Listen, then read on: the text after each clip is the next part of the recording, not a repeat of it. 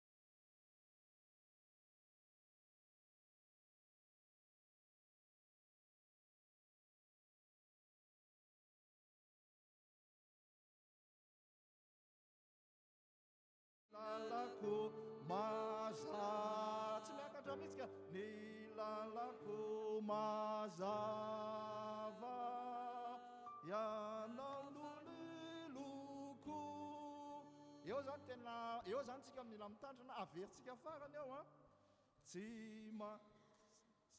le hoe averenao hatramin'ny voalohany ary e dia hatreo amin'io ihany dia mijano ry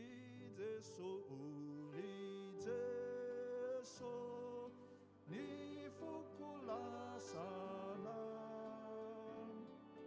ka ianao irery no tompoko eo aritsika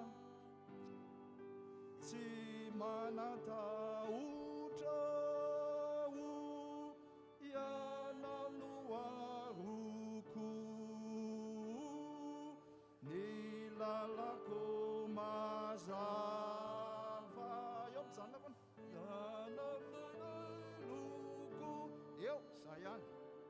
eo zany indraindray lasa manana tendance tsika anaraka routine hafa fa tsy zay le feony averiko farany hoe zay manatahotra ianao no aroko ny lalako mazava ianao faniloko za iny verina kely tsika zany ao amin'ny hira anankiray ny tonony mahazatra atsika hafa fa le feony nefany le feon'ny retoko ny feon'anjely FFPM 546 dia ny feoany ataotsika 68 dia alao averina kely fotsiny le 68 ny feony iretoko ny feon'anjely fa ny tonony zany le hoe alleluia alleluia Alleluia, Alleluia, Alleluia.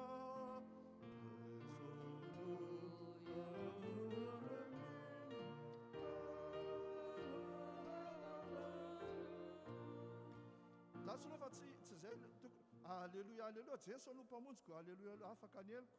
Dia zay voaloha hoe sambatra ho tretrika ao.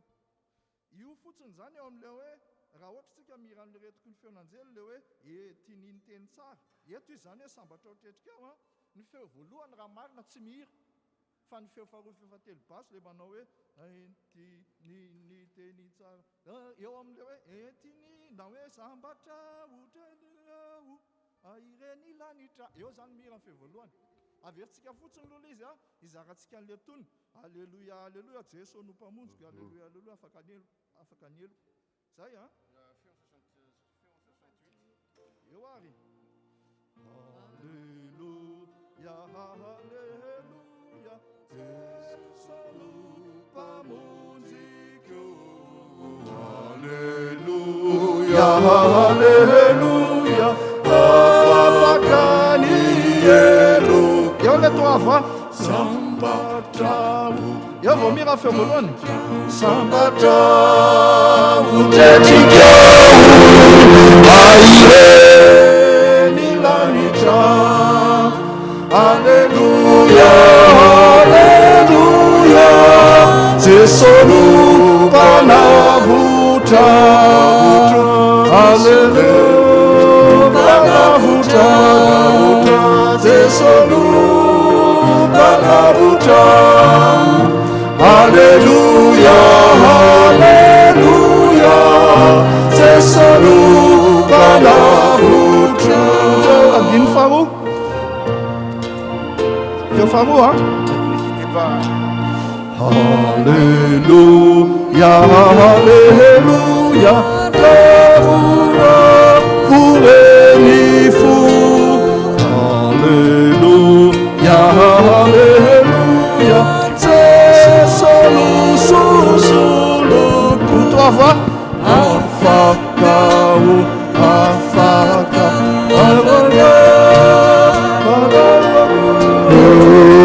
levona ny otako alleluia alleluia lanitro no lovako lanitro no lovako lanitro no lovako alleluia alleluia lanitro no lovako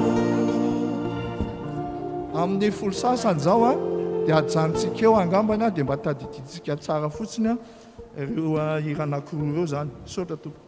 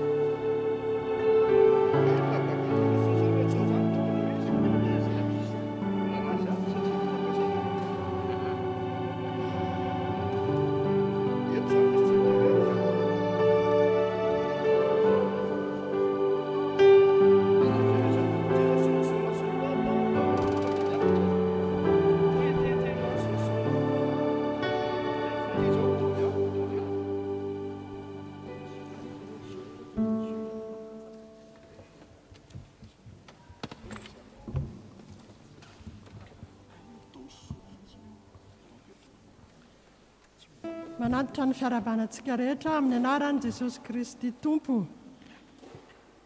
Arabaina isika mahatratra izao alahady 2 amin'ny volana Jolay izao indray. Amin'ny anaran'ny Ray sy ny Zanaka ary ny Fanahy Masina. Amen. Ny lohahevitra ho banjinitsika anio dia ny hoe maneho ny are-pahasoavany Andriamanitra. Dieu manifeste sa grâce dans toute sa richesse. Selon Éphésiens chapitre 1 verset 7b. Izany no anehoan'Andriamanitra ny are-pahasoavany. Ho aminareo anie ny fahasoavana sy ny fiadanana avy amin'Andriamanitra Ray sy Jesosy Kristy Tompontsika. Amen. Iara hitsangana isika hamaky ny salamo fiderana 5:20. Salamo 5:20. Ka miovaka itsika dia ny andininy voalohany dia ny andininy 9 hatramin'ny andininy 10. Manao hoe amin'ny anaran'i Jesosy Tompo.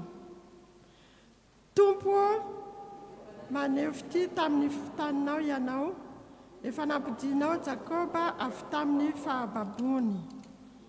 Mihaino izay lazain'i Jehovah Andriamanitra aho, fa ilaza fiadanana amin'ny olona izy dia amin'ny olona masina. Koa aoka tsy hiverina ho ao amin'ny fahadalana ireo. Eny tokoa akaikin'izay matahotra azy ny famonjeny, mba hitoerany voninahitra eo amin'ny tanitsika. Miaona ny famindram-po sy ny fahamarinana, mifanoroka ny rariny sy ny fihavanana. Ny fahamarinana mitsimoka amin'ny tany, ary ny rariny mitsinjo eny an-danitra. Eny Tompo hanomeny tsara, ary ny tanitsika avoka-javatra. Ny rary no ialoha azy, sady izotra anaraka ny diany eny an-dalana. Amen. Ny hira 4:30.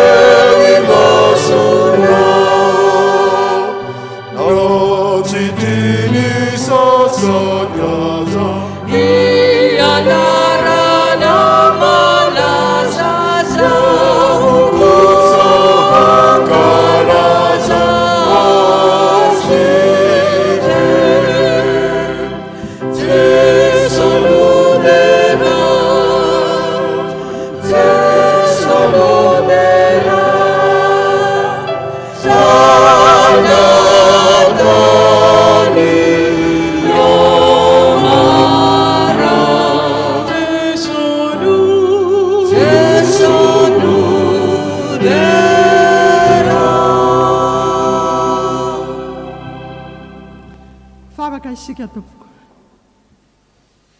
Ry Andriamanitra ray sy zanaka ary fanahy masino, Andriamanitra iray marina hatramin'ny taloha indrindra ka ho mandrakizay ianao. Misaotra sy midera mankalaza manome voninahitra anao izahay, fa Andriamanitra tsara ianao sady mpanao ny tsara.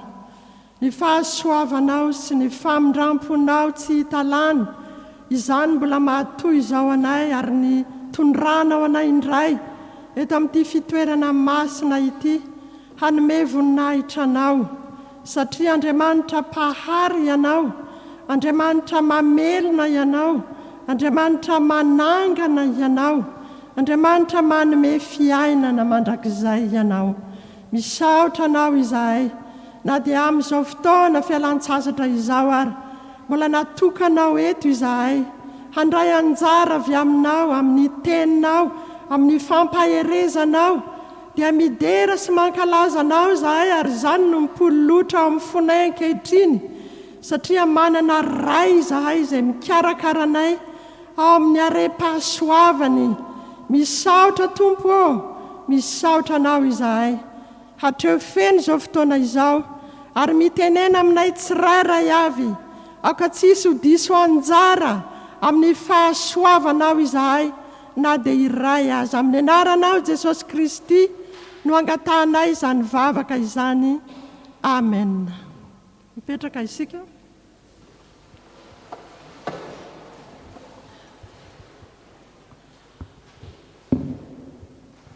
Izao ny voasoratra ao amin'ny Efesianina, toko 5:1-2. Ampaherezan'ny apôstôly Paoly antsika amin'ny anaran'ny Tompo. Koa amin'izany dia aoka nahaka an'Andriamanitra ianareo tahaka ny zanaka malala, ary mandehana amin'ny fitiavana toy ny nitiavan'i Kristy ianareo, dia ny nanolorany tenany ho fanatitra sy ho fanavotana amin'Andriamanitra, ho hanitra kasitrahana hamonjy antsika. Tsy misy mahatanteraka izany isika. Sarotra ny anahaka an'Andriamanitra amin'ny fotoana rehetra, mety vita vetivety, amin'ny toerana rehetra, sarotra be, fa mangataka ny famindrampon'Andriamanitra isika, hamafa izay rehetra tsy fahatanterahana ao anatintsika. Ary izao ny ambaran'ny oabolana toko 7:20 hoe, izay manafina ny fahotany tsy hambinina, fa izay mitsotra ka mahafoy azy no ahazo famindram-po. Sambatra izay olona matahotra an'Andriamanitra mandrakariva, fa izay manamafy ny fony no idiran-doza. Iaiky ny fahadisoantsika eo anatrehan'Andriamanitra isika, ka samy hanaraka izao vavaka izao, ivavaka isika. Ry Tompo Andriamanitra io, misaotra anao izay ny amin'ny teninao izay nomenao anay, mampahafantatra anay fa Andriamanitra tsara ianao, Andriamanitra mpamonjy ianao sy mpanavotra, Andriamanitra fitiavana, ary tianao izahay hanahaka anao, kanefa iza moa aminay no say milaza fa mahatanteraka izany. Mifona eo anatrehanao izahay noho ny tsy fahatanterahanay. Mifona aminao izahay amin'ny otanay izay fikirinay koa aza indraindray. Mifona aminao izahay amin'izay rehetra vitanay teo anatrehanao, nampalahelo anao fanahy masina.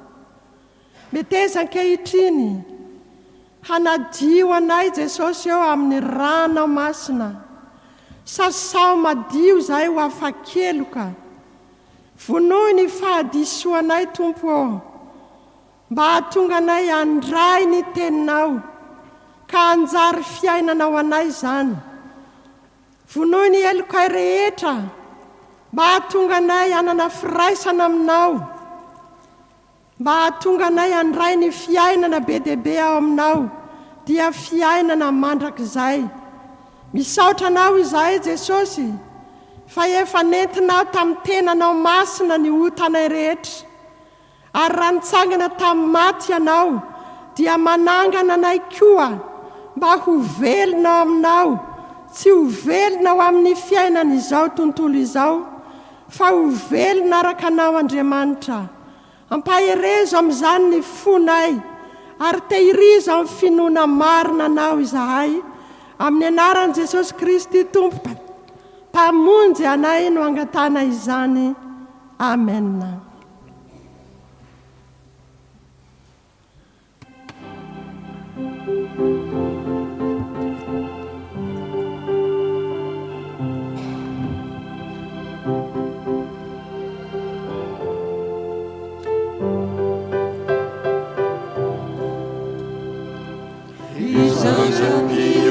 Nambani verenazo irai isikia amale amputi terena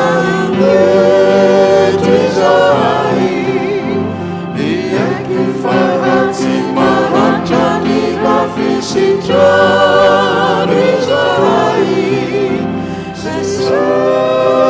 rizai fasimali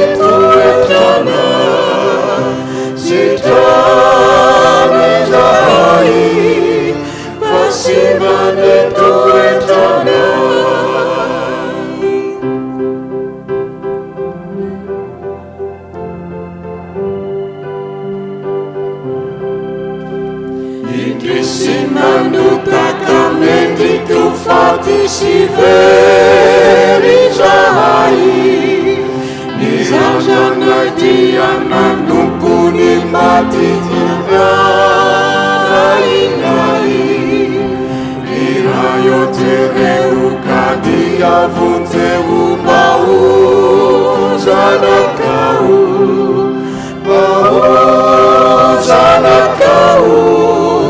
zahani tanunde kisha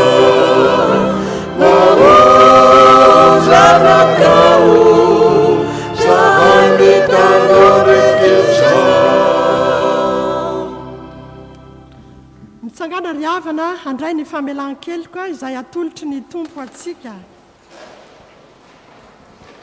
araka ny Romanina 9 dia voasoratra hoe ary amin'izany dia tsy misy fanameloana ho an'izay ao amin'ny Kristy Jesosy. Iza no hiapanga ny olom-boafidin'Andriamanitra? Andriamanitra no manamarina azy. Iza no manameloka? Kristy Jesosy no efa maty eny, sady nitsangana tamin'ny maty koa ka mitoetra eo an-tanana ankavanan'Andriamanitra ary mifona ho antsika.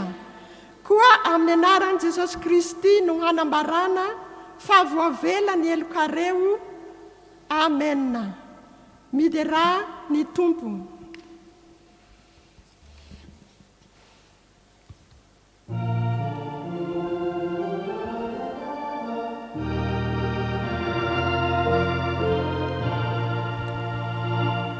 Alleluia, alleluia, tesoro pamodikyo.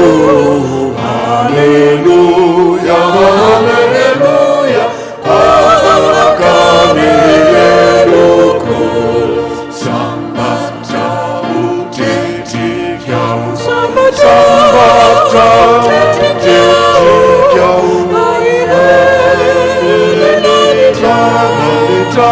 Alleluia, alleluia, tesoro panavuta, navuta, tesoro panavuta, navuta, tesoro panavuta. Alleluia, alleluia, tesoro panavuta. Alleluia, alleluia, bravo, bravo, re fu. Alleluia.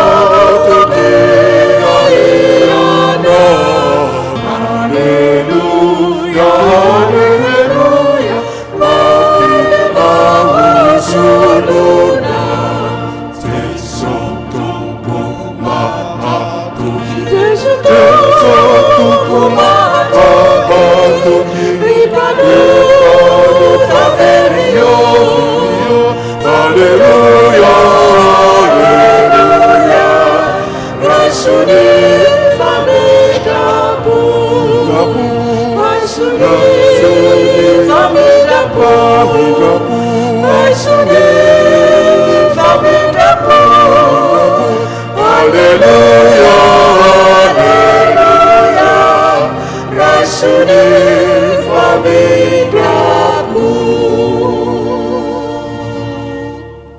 voninahitra any amin'ny avo indrindra ho an'Andriamanitra.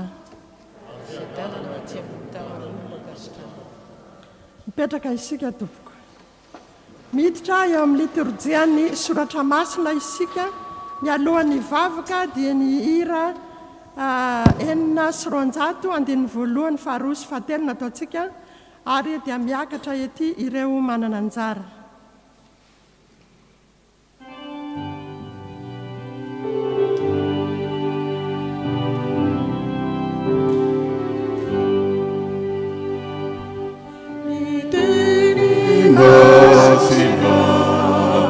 Jehovah Tukuo,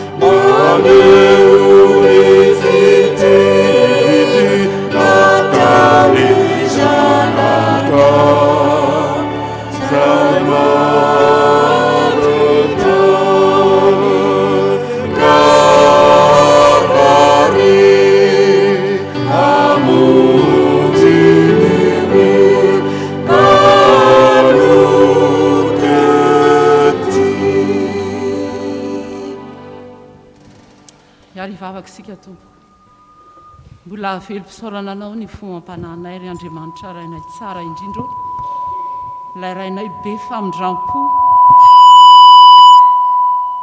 ilay Andriamanitra be fiantrana ka mbola matoy izao anay saotra anao noho ny amin'ny zava-tsoa rehetra izay raisinay avy aminao isan'andro saotra noho ny amin'ny famelombelomana ny fanahinay amin'ny alalan'ny teninao ary dia misaotra noho ny famelan-keloka izay vaonavaozinao taminay tamin'izao maraina izao ankehitriny ary izahay raha maky izany teninao izany dia mangataka indrindra ny fitarihan'ny fanahinao masina anazava izany teninao izany mba ho tena famelombelomana ny hainay izany ka mba azahoanay haina tokoa ao aminao dia hatreo feno izao fotoana izao ary ny mpanomponao izay mbola hitondra ny teninao koa dia mbola apetraka eo aminao Jesosy mba ho rakofanao ny voninahitrao ary ho fenonao ny fanahinao masina ary ny foniny izay miainy koa dia ianao koa no hanokatra izany hahitan'izy ireo ny zava-tsoa izay raiketiny teninao amin'ny anaranao Jesosy no andrinay sy angatana izany amen. Anomboantsika ny famakiana ny teny soratra masina dia ao amin'ny bokin'ny Amosa 7 ny 5 ka hatramin'ny 15. Amosa 7 ny 5 ka hatramin'ny 15 izay ho vakiana amin'ny anaran'i Jesosy. Aroa i Amazia,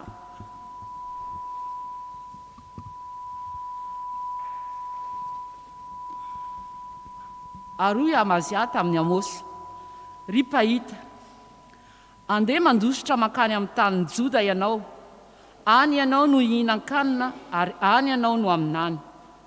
Aza maminany eto Betela intsony, fa fitoerany masy ny mpanjaka ny trano sy tranon'ny mpanjaka ity, sy tranon'ny mpanjakana ity. Dia namaly any Amazia Amosa hoe, tsy mba mpaminany aho na zanaky ny mpaminany, mpiandry sy mpikarakara viavy aho. Nefa nalain'ny tompo tany ampiandrasana ondry aho ka nitenenany hoe, mandehana ka maminany amin'ny Israely oloko.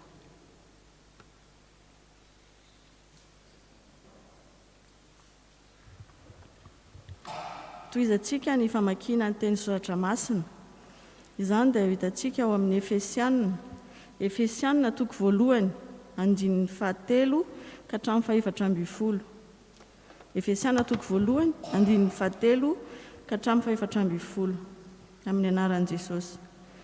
Isaorana ny Andriamanitra, rain'i Jesosy Kristy tompontsika, izay nitahy antsika tao amin'ny Kristy amin'ny fitahiam-panahy rehetra any an-danitra, ary ny fidianany antsika tao aminy fonimbola ary ny fonitsim-bola ary ny fanorenan'izao tontolo izao, mba ho masina sady tsy misy tsiny eo anatrehany isika rehefa notendreny raha teo tamin'ny fitiavana, mba ho azy amin'ny fananganana anaka amin'ny alalan'i Jesosy Kristy, ary izay ankasitrahany fony mba ho fiderana ny voninahitry ny fahasoavany izay nanasoavany antsika maimaimpona tao amin'ny malalany. Ao aminy no ananantsika fanavotana tamin'ny alalan'ny rany, dia ny famelana ny fahadisoantsika araky ny harena ny fahasoavany izay nataony be dia be ho antsika tamin'ny fahendrena sy ny fisainana rehetra. Nampahafantariny antsika ny zava-miafina ny amin'ny sitrapony araky ny safidiny izay nokasain'ny tenany, mba hanatanterahany izany rehefa tonga ny fotoana voatendry, ka hanangonany indray ny zavatra rehetra, na ny any an-danitra na ny ety an-tany, ho ambanin'ny mpitondra tokana dia Kristy. Tao aminy koa no nandraisantsika ny anjara lovantsika, dia isika izay notendrena mialoha araka ny fikasany izay mahefa ny zavatra rehetra, araka izay sitraky ny fony, mba ho fiderana ny voninahiny isika izay manana fanantenana ao amin'ny Kristy. Ao aminy koa ianareo, rehefa renareo ny tenin'ny fahamarinana, dia ny filazantsara izay mamonjy anareo.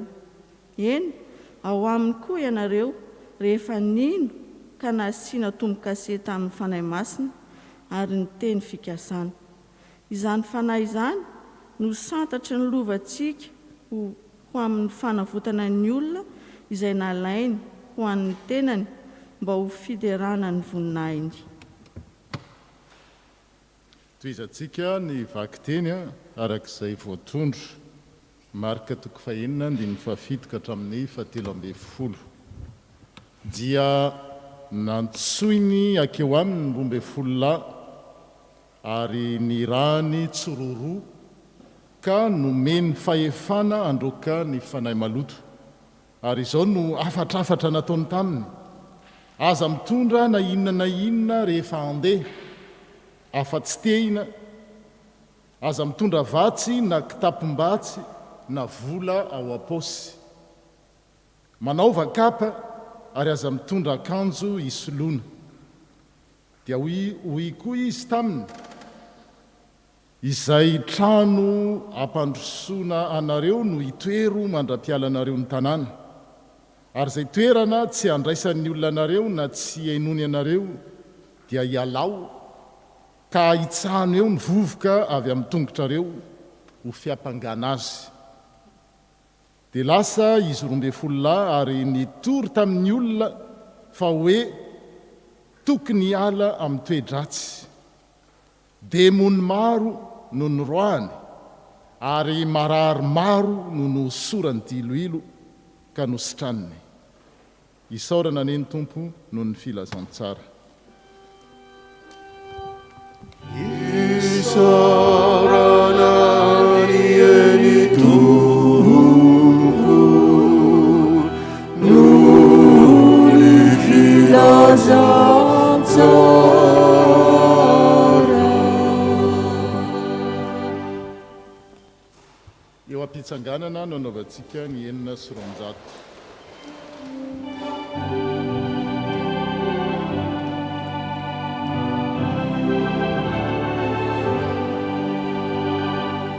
Iteny masina no mampianatra isaky tsy mahafantatra ny zavatra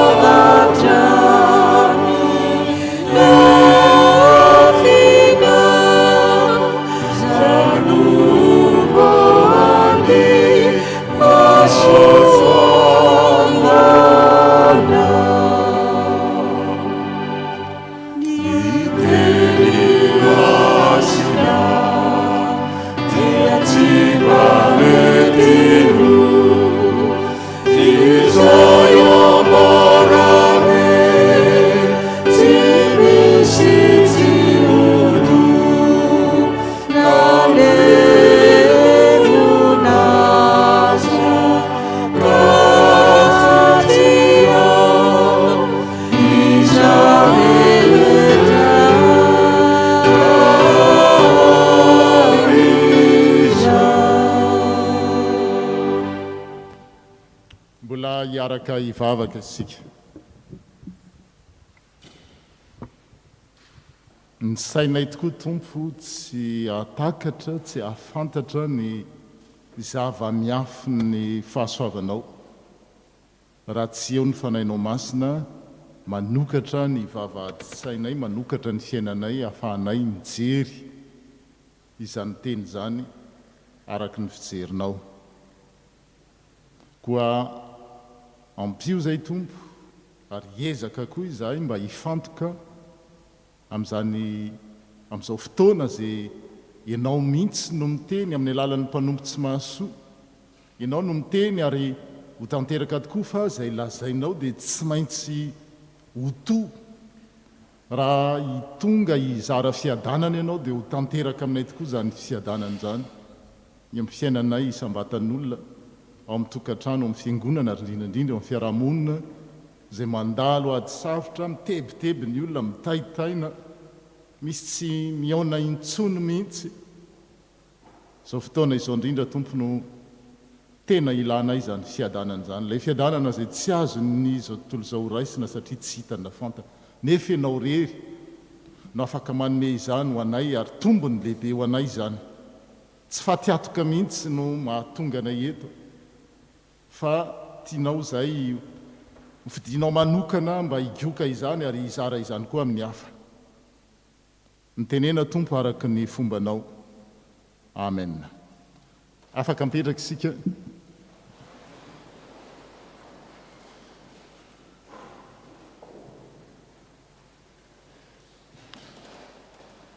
Tsy mandeha hono ny traduction. Zany tsy mandeha dia mangatana zany taty fifi rehefa avy eo mba hiprojete ny terme, ny texte.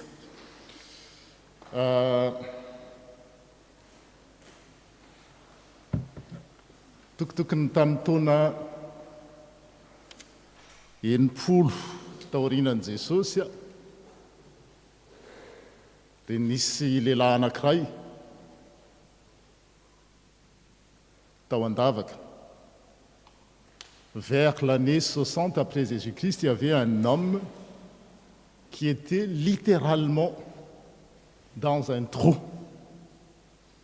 Petit Fifi, je te demande, est-ce que tu peux projeter une image pour voir ce que c'est ce trou? L'autre, s'il te plaît. Voilà. On dirait une dalle. Je pense que, il me semble que j'ai déjà projeté cette image il y a un moment. raha jereny io a toatran'ireny dalina fa avy aty ambony io fa rehefa midina avy ao ambany indray la deuxième photo zao no ao ambany ary efa mba natsarany izy zao satria lasa toerana fitsangatsanganana. Fantatrareo gadra. Et cet homme, c'était, vous savez qui c'est? C'est l'apôtre Paul. Paul, no tao anatin'izany lavaka zany, il était dans un trou. C'était une forme de prison de l'époque, une prison pour les malfaiteurs, les criminels. Alors que Paul, il n'a rien fait de mal. Il annonce même la bonne nouvelle pour tous, la paix pour tous. Tenefa ao anatin'ny lavaka toy izany izy migadra. Sara azonareo ny tsina ho lazaina. Io lavaka kely eo ambany io a tsy dia mazava izy ato fa ato amikato izy mazava. Rehefa miakatra ny rano dia hatrany amin'ny valahana. Fa nararotiny zany a nanaovany batisany olona niarangiadra tamin' teo. Zany hoe amin'ny Paoly apôstôly a raha zavatra tokony imenomenonana, raha zavatra tokony dia zao izy mahita foana vaovao tsara, vaovao mafaly eo ambadika zany. Mba live segondra, roa segondra fotsiny hoe izao senao no amin'izany toerany zany. Dia ngamba ny manodidina aloha ny fay voalohany. Tsy mantsy rehefa marary dia miakaiky atsika aloha no ngaza atsika. Vao dia avy eo. Fa Paul apôstôly, même au fond d'un trou, dia ndeny ho jerentsika ny zavatra mipololotra teo amin'ny olony. Je demande à Tati Fifi de projeter le texte d'Éphésiens 1, 3. Comme ça, on va reprendre verset par verset. Éphésiens 1, à partir du verset 3.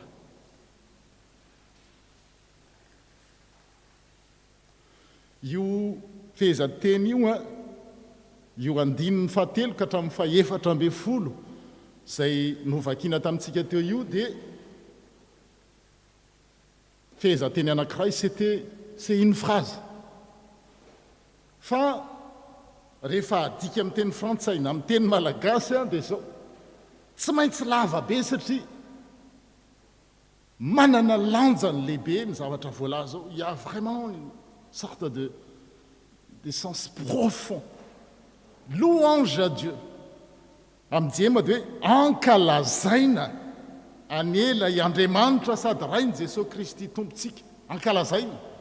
Ary ny voambolana ampiasainy eto, le mot qu'il utilise, c'est avy amin'ny teny grika hoe élogiana amin'ny teny hoe éloge. C'est même pas louange. Louange, oui, Eucharistie, rendons grâce. C'est la limite des traductions. Mais le vrai mot, c'est nous faisons une sorte d'éloge. Ankalazainy zany hoe Andriamanitra no ankalazainy. Nefa izay ny zavatra ny ainany ao anatina migadra. Ary tsy nigadra sanatria hoe nanao ratsy.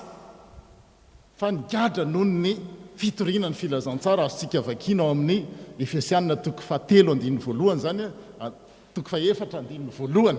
Fa gadra noho ny amin'ny Kristy izy. Fa ny zavatra mipololotra eo amin'ny olona dia zao Andriamanitra no ankalazany zany hoe mampianatra antsika zany. Tsika mantsy indray rehefa manana talenta, mahay miteny, mahay mihira, mahay mitendry, mahay an'izao dia mazana le olona no hita. Paul apôstôly tsy zany. Andriamanitra no ataony malaza. Zay no dikany hoe mankalaza. Andriamanitra no atao malaza. Fa tsy ny fiangonana, tsy ny sampana, tsy ny tena, tsy ny firenena, tsy ny fiteny. Azo tohizana. Antsoina hoe hymne de la jubilation. Jobily. Ary zay ny dikany jobily. Zay mahatonga anareo amin'ny tenenao hoe tsy mba hanao jobily fa 5 ambin'ny folo taona. Non. ny jubilation zany a dia izao Andriamanitra no arangaranga, Andriamanitra no atao avy ninninona miseho eo amin'ny fiainana. Dia andaony jereny fa maninona ny Paoly apôstôly no mankalaza n'Andriamanitra zany, na dia zany ara ny zavatra iainana. Ankalazaina ny Andriamanitra satria nahoana nitahy antsika tamin'ny fitahiana rehetra. Dia miverina amin'ilay teny fototra amin'ny teny grika, amin'io teny io dia misy ny antsoina amin'ilay hoe superlatif, izay tsy hitantsika mihitsy amin'ny fandika-teny rehetra, na amin'ny teny frantsay, na amin'ny teny anglais, na amin'ny teny malagasy, hoe ia dia superlatif hoe fitahiana, dia tsy hoe fitahiana fotsiny fa fitahiana rehetra. Zay no anafa-tsy hoe fitahiana rehetra nefa ny tiany ho tenenina ao dia izao hoe maro be ny zavatra ataon'Andriamanitra ho an'ny kristianina. Fitahiana rehetra araky ny fanahy masina, ka nataony miray amin'ny Kristy isika. Eo zany le fitahiana dia mitomboka amin'ny firaisana amin'ny Kristy. Il n'y a pas de bénédiction spirituelle ou matérielle ou que sais-je encore sans l'union avec Jésus-Christ. Mamaika ny olona dia te azo fitahiana, te azo haim-panahy, te azo an'izao. Fa tsy miray amin'ny Kristy izy, tsy manana fifandraisana amin'ny Kristy izy, dia mety faly fotsiny izy na indray rehefa tsaratsara ny hira, tsaratsara ny muzika, tsaratsara ny ambiance, mais après rebelote dia miaina amin'ilay fiainana eo ihany. Rehefa mandalo olana dia ohatran'izany, fa ny fiandohan'ilay fitahiana dia Kristy ny firaisana aminy. Union avec le Christ. C'est pas ce qui est dit en français. Il nous a bénis dans le Christ en nous communiquant les dons du Saint-Esprit qui viennent du ciel. Tonga punna ny an-danitra. À la limite des traductions, nataony tonga punna ny an-danitra isika, fa tsy, c'est pas le bénédiction qui vient seulement du ciel, mais il nous a placés dans les lieux, dans les cieux. Tonga punna ny an-danitra zany hoe izao senao zao a, ary tsy voalohany ihany no miteny izany, dia antsoina amin'ilay double citoyenneté, sady ponina ety an-danitra ianao, no efa ponina ety an-tany, no efa ponina any an-danitra sady koa no ninona no lay firaisana amin'ny Kristy. C'est la condition sine qua non. Tsy misy mihitsy zany, aza mieritreritra mihitsy hoe azo fitahiana, mety mahazo fitahiana ihany ianao rairay, fa tsy mahazo le fitahiana rehetra raha tsy miray amin'ny Kristy. Il n'y a pas d'omelette sans casser les œufs. Ohatraohatran'izay. Tsy mbola andiny faefatra, tsy mbola nahary ny tontolo Andriamanitra dia efa nifidy antsika. Avant la création du monde, Dieu nous a choisis dans le Christ. C'est pas une affaire de... Il y a des gens qui disent « Ah oui, mais le 15 juillet 2010, j'ai rencontré Christ, j'ai noté dans mon agenda, je suis né de nouveau, born again. » C'est ce qu'on entend souvent. Alors que Dieu, avant la fondation du monde, il a déjà un cœur. Son cœur a déjà battu pour nous. Ce n'est pas un accident. Ce n'est pas le fruit de mes recherches. Fa Andriamanitra mbola tsy ary ny fanorenana zao tontolo zao dia efa nifidy atsika tao amin'ny Kristy izy mba hahatonga atsika ho masina. Midikany hoe masina dia tsy hoe masina, c'est pas une sainteté de vertu, hoe masina dia tsy misy le olona tsy misy diso tsy manaiky maha ho resy mihitsy. Fa nidikany hoe masina dia zao mise à part, voatokana an'Andriamanitra. Hitantsika hoe inona dikan'izany voatokana izany, ary tsy misy tiny eo anatrehan'Andriamanitra tsika, dia tsy misy tiny, tsy hisy tiny eo anatrehan'Andriamanitra noho ny amin'ny Kristy. Mijery anao zao ny tompo amin'izao fotoana zao, dia c'est comme si vous étiez vraiment clean, comme vous n'avez jamais péché de votre vie. Alors que si vous faites un constat honnête, wow, on est tous pécheurs. Mais aux yeux de Dieu, ohatrany mbola tsy nanota mihitsy izao sy ianao. Inona ny antony? Noho ny amin'ny Kristy.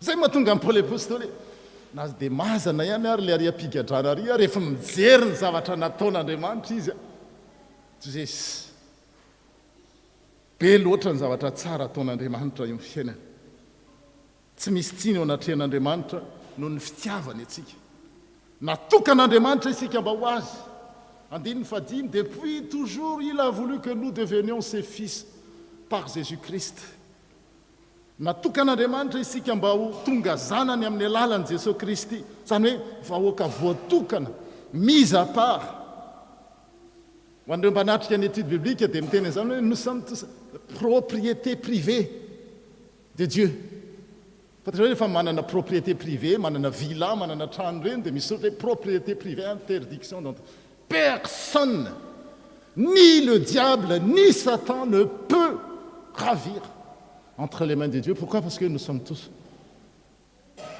propriété privée an'Andriamanitra. Mahasaro mpiaro azy, sarobidy eo masina, malala eo masina, olona natokany ho an'ny tenany. Andriamanitra, natokan'Andriamanitra isika mba ho azy, mba ho tonga zanany amin'ny alalan'i Jesosy Kristy.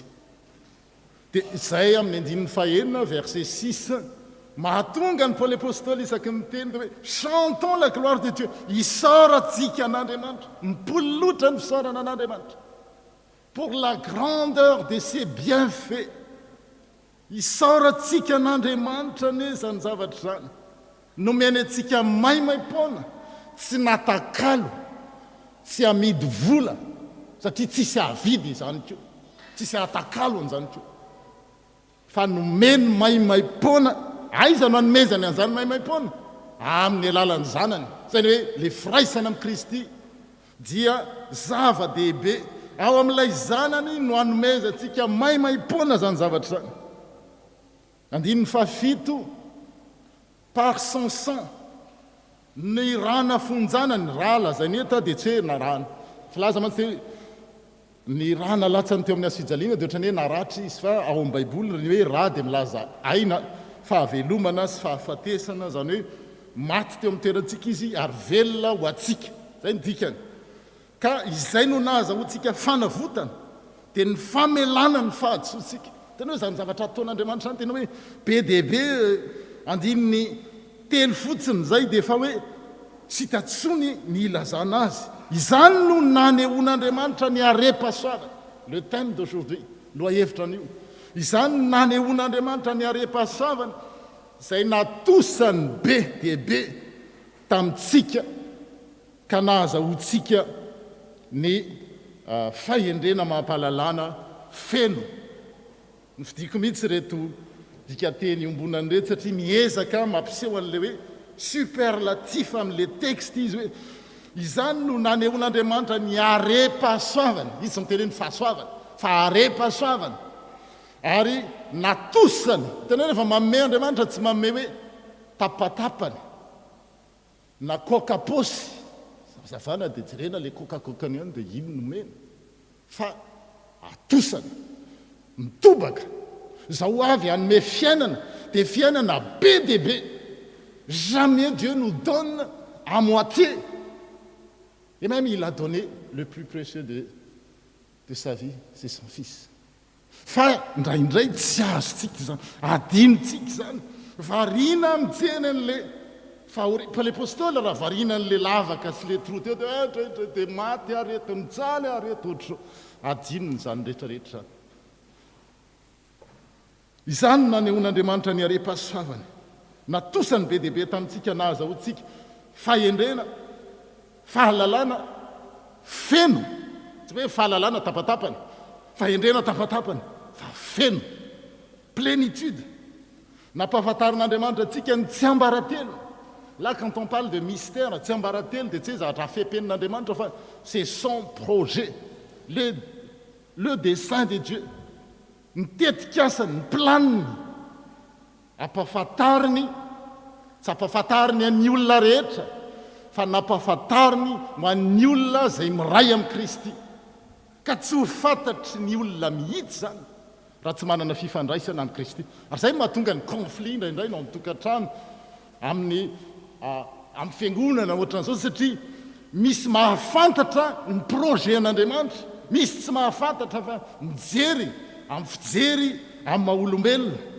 Dia eto hoe nampahafantarin'andriamanitra tsika, isika izay miray amin'ny Kristy, ny tsy ambaratelo ny sitrapony araky ny safidy no everiny toto-sainy ao amin'ny zanany. Eny ho tanterahan'andriamanitra mandra-pahatonga ny fotoan'andro farany zany, tsy ambaratelo plan projet zany, dia ny ampivondrona ny zavatra rehetra ny any an-danitra sy ny ety an-tany tarihan'ny filotokana dia Jesosy Kristy. Zany hoe miasa an'andriamanitra raha ny devoly, zay ny dikany devoly, mampisaraka, mampiady, mampifanditra, dia andriamanitra indray ao amin'ny Kristy ao amin'ny zanany mampivondrona. Là où il y a le discorde, Jésus, il annonce la paix, l'union. Satria izay no antom-pisiny. Eny no tanterahany mandra-pahatonga ny fotoan'andro farany zany, tsy ambaratelo izany, dia ny ampivondrona ny zavatra rehetra. Ny zavatra rehetra no ny asan'ny Satana sy ny miaramila, ny demony sy ny devoly, dia mikorotana. Fa noho ilay zanany rery, ary ao rery ihany ny fanalahidy, la seule clé, c'est l'union avec Christ. Dia mivondrona ny zavatra rehetra.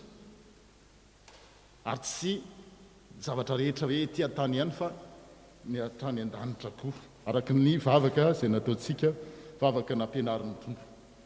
Tafaray amin'ny Kristy izay ka manana anjara lova n'Andriamanitra, manana anjara lova amin'Andriamanitra, tsy mety lo, tsy mety simba, tsy mety ritra, satria nahatokany raha teo izay, fa izany ny fandaharany ilay manao ny zavatra rehetra arak'izay efa nokasainy sitrapony. Verset 12, mbola miverina ihany. Alors nous qui avons été le premier à mettre notre espoir dans le Christ, qu'est-ce qu'il dit? Chantons la gloire de Dieu. Hiderana n'Andriamanitra be voninahitra ane izany, satria izahay no nanantena voalohany. Mipololotra zany fisaorana an'Andriamanitra zany. Tafaray amin'ny Kristy koa izahay, ianareo, satria efa renareo la hiafatra maro-potitra. Izany hoe ny vaovao mahafaly izay mitondra ny famonjena aminareo. Ary efa ninonareo Kristy ka dia nasiana tomboka sy mahafanana an'Andriamanitra ianareo. Verset 13. Dans le Christ, vous aussi, vous avez entendu la parole vraie, la bonne nouvelle qui vous sauve. Ensuite, vous avez cru dans le Christ et Dieu nous a marqué d'un signe. Et ce signe, c'est le Saint-Esprit. En ce sens, c'est un cachet scellé. Faut tomboka-se, authentifié. An'Andriamanitra ary tsy misy mihitsy manala na maka zay rehetra an'Andriamanitra. Paoly apôstôly ihany eny amin'ny Romanina 9 miteny zany, iza no asaraka atsika amin'ny fitiavan'i Kristy? Fahoriana, fanenjehana, mosary, loza, hery any ambony, hery any ambany, fahefana, tsy misy. Satria nahoana? Misy tombo-kase. Amin'ny teny malagasy dia hoe ofisialy dia hoe tombo-kavatsa. Efa ataoko vitako tombo-kavatsa zany hoe markeny nasiany tombo-kase mahafanana an'Andriamanitra tamin'ny nanomezany fanahy masina izay nampanantenana. Fa ny fanahy masina io no antoka, verset 14, le dernier verset. C'est l'esprit et la première part des biens. Les antoka eto, première part des biens, en teny fotsy, teny grec, de les ar. A, 2 R, H, E, S, gage. Quand vous allez vous acheter quelque chose, c'est un peu cher, donc vous faites une avance, vous donnez des arts. Et là, c'est réservé. Dia ohatr'izay koa nataon'Andriamanitra amin'ny alalan'ny fanahy masina, efa narotsany tsy vitany hoe tombo-kasehany fa nomeny ary hoe réservé ho anareo, tsy misy intsony maka azy.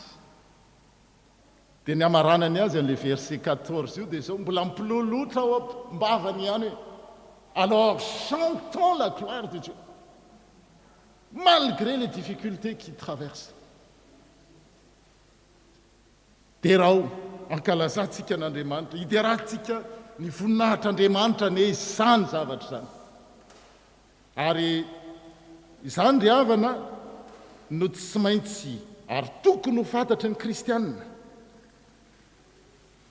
mampiova ny fijerina rehefa tsy fantatsika ny zavatra ataon'Andriamanitra dia izao mety menomenontsika tsy manana mpifaliantsika amin'ny asan'Andriamanitra veritrerantsika ho vesatra sa foana ny manao fa ny hafa tsy manao mihitsy Paoly apôstôly tsy niteny mihitsy hoe toa zany migadra nefa nareo malalaka ny Efesianina fa tsampany zavatra nataon'Andriamanitra azy ka ny asa misy io nampanaovana ny fiangonana ny ampanaovana ny kristianina dia tokana ihany ny laza amin'ny olona mbola tsy nahalala izany ny atsara an'Andriamanitra tsara Andriamanitra ary mila resy lahatra ny amin'izany aloha izy iainany amin'ny fiainany hoe tsara amin'ny fiainako Andriamanitra ka na inona mety zavatra lalovany hoariny amin'ny zavatra nataon'Andriamanitra andonge mba jerena ny zavatra miaina amin'ny Paoly apôstôly satria izy moa ny vakiny eto Korintianina faharoa toko faefatra andininy fahenina ambin'ny folo ka hatramin'ny fahavalo ambin'ny folo 2 Corinthiens 4 verset 16 à 18 ary tsy ketraka izahay fa na dia mialevina aza ny toetranay ivelany dia avaozina isan'andro kosa ny toetranay anatiny raha maka lela mizana zany nareo tsy haiko na hoe balance inona filazanireny Robert balance oatra dia atao amin'ny akavia ato le toetra ivelany le fiainana dia raha mialevina le toetranay ivelany dia avaozina isan'andro san'andro kosa ny toetranay anatiny fa ny fahorentsika ankehitriny dia maivana sy vetivety foana ary manomana antsika ny voninahitra ho avy mandrakizay zay tsy misy fetrany sady manandanja ay moa ohatra zao zany ny manandanja fa zady iso manandanja lehibe raha tsy mijery ny hita isika fa ny tsy hita fa ny hita dia mandalo ihany fa ny tsy hita no aritra mandrakizay raha naniraka ny mpianany tompo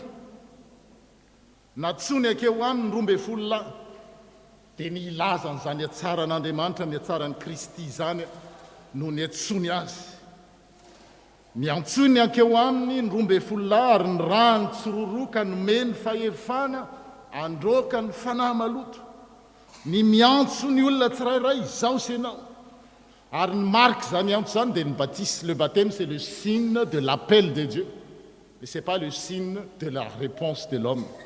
Nous sommes tous appelés. Ari, quand nous sommes appelés, Dieu nous envoie. Maniraka. Apostelen na teny grika ilazana azy eto nanome ny teny hoe apôstôly iran'Andriamanitra zany hoe ny kristianina zany dia tsy maintsy mandray an'izay fiainana zay hoe irahana izy ary rehefa irahana izy nzatra mahagaga dia irahana tsororo tsy mandeha rery zany tsy miasa rery on travaille en équipe dans la mission de Dieu. Maniraka tsororo, tsy maniraka tsororo dia bombe. Il faut se fier à l'intelligence collective, ilainy zany collaborative. Fa manome fahefana Andriamanitra. Manome fahefana, exousia, hors de l'être. Quelqu'un qui a autorité, lorsqu'on sent que ce qu'il dit vient de lui, le fruit d'une conviction profonde. Rehefa mihaino Paoly apôstôly ianao dia tsy afaka hiteny itsy hoe zavatra hitany tamin'ny internet sy tamin'ny Google sy tamin'ny zao zany no zarany fa zavatra mipololotra avy eo aminy. Ary rehefa mihaino azy ianao dia resy lahatra. Zay le fahefana lazainy eto. Hoe meny fahefana, resy lahatra ka na ny fanahy maloto aza manaiky. Satria ilay tompony zao rehetra zao sy mihazona azy no maniraka azy. Manafatrafatra koa izy miantso a maniraka tsororoa manome fahefana dia manafatrafatra consigne recommandation paragelen aza mitondra na inona rehefa mandeha afa-tsy tehina aza mitondra na inona rehefa hanao zany asa an'Andriamanitra zany afa-tsy tehina zany hoe tsy mila mivesatra zavatra be dehibe fa tehina atao inona ary tehina dia mampatsiaro ny Mosesy raha natsoan'Andriamanitra anafaka ny zanak'Israely iaona amin'ny Farao première puissance de l'époque dia Mosesy hoe ohatrantsika ihany rehefa atsoan'Andriamanitra dia avoaka dolidolo ny excuse rehetrarehetra io ohatrany hoe tsy mahita an'ireny Andriamanitra aka votsavava sady tsy mahay mandahatety izy Andriamanitra iza nanao vava iza no dia manaiky ihany dia ahoana raha ho any Egipta dia ahoanao izy ny olona hoe iza naniraka anao dia lazao aminy hoe zao lay izy hatrizay zany hoe le mitondra izao rehetra zao avy eo dia mbola niady varitra ihany tena manaiky marina ve ny olona fa nirany ianao miresaka amin'ny Mosesy eo Andriamanitra leo manoloana n'le Romain mirehitra nisorona ny kapany satria tany masina le teo dia hoy Andriamanitra taminy Exodosy 4 Mosesy ny teny hoe tsy ino any Israelita ary tsy haino azy ohatrantsika rehetrarehetra fa irana tsy hamokatra ity zavatra ity tsy ho vitako zany tsy nisehony tompo akory aho ianao hoy ny vahoaka Israely zany ny tao an-tsain'ny Mosesy ary hoy ny tompo taminy inona moa iny entananao iny ny zavatra teny entanan'ny Mosesy dia namaly Mosesy hoe tehina ary hoy ny tompo hoe atsipazo amin'ny tany ny tehina iny dia rehefa natsipony Mosesy tamin'ny tany dia tonga biby lava nandositra azy Mosesy satria natahotra fa iny tompo taminy ainjiro ny tananao ka sambory amin'ny rambony io dia biby lava zany dia nanintsy tanany Mosesy dia nitazona azy tamin'ny rambony dia nanjary tehina indray le biby lava lasa tehina lasa biby lava dia rehefa ndraisana tamin'ny rambony dia lasa tehina indray ka hoy ny tompo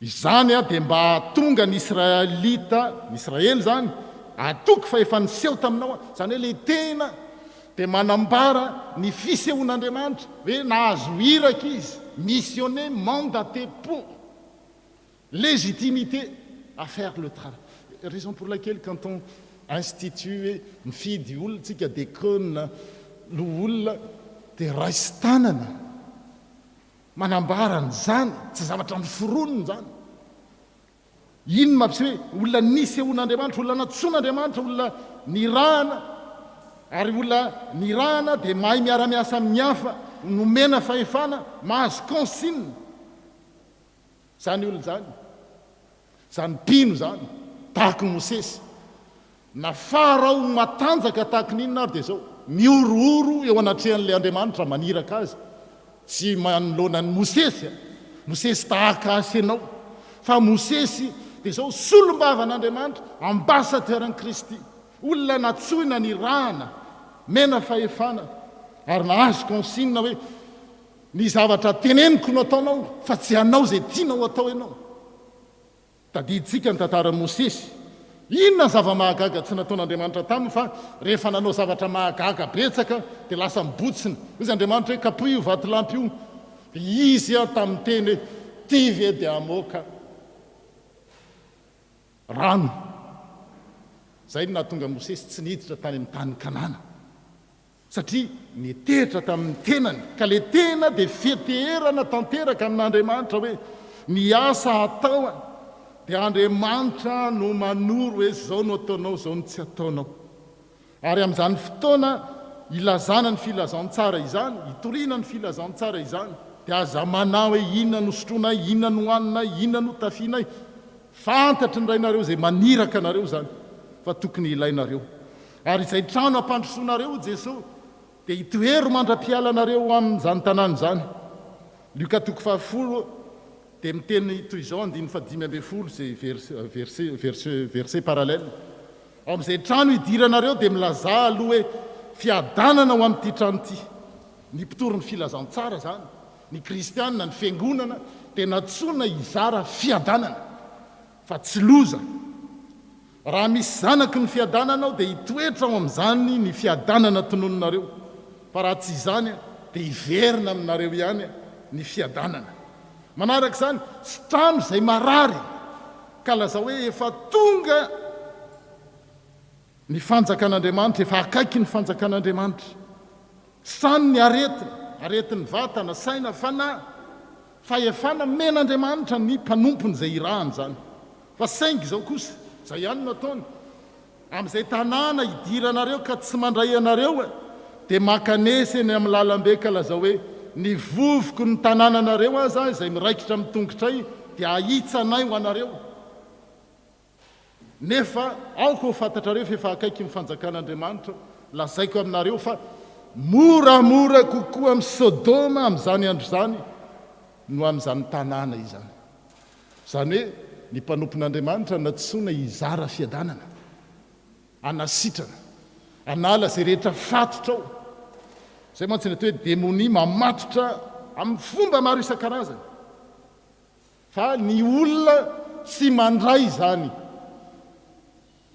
fanomezana mamay-pony zany no miantso malédiction dans sa vie tapena ny sofiny tapena ny masony tsy mily zany zay dia hoe ny tompo hoe mampatahotra moramora kokoa amin'ny sodoma sy gomora no anjoany zany tanàny zany na anjoany zany olo zany nefa ny tian'andriamanitra dia zao raha tonononao ny fiadanana dia ny zanaky ny fiadanana mba andray zany mandeha ny fotoana tsy afaka hijery tsontsika nivaky teny voalohany amin'ny amosa mantsy raha hoy lay mpisorona amazia taminy hoe ry mpaminany andeha mandositra makany amin'ny tanàny jody ianao any ianao ny hinan-kanina ry any ianao no aminany zany hoe tsisy toeranao eto fa melahy eto tu nous gênes quoi on n'a pas besoin d'un prophète on n'a pas besoin d'un homme de Dieu mandana any dia any ianao mahita fivelomana any ianao mahita hoanina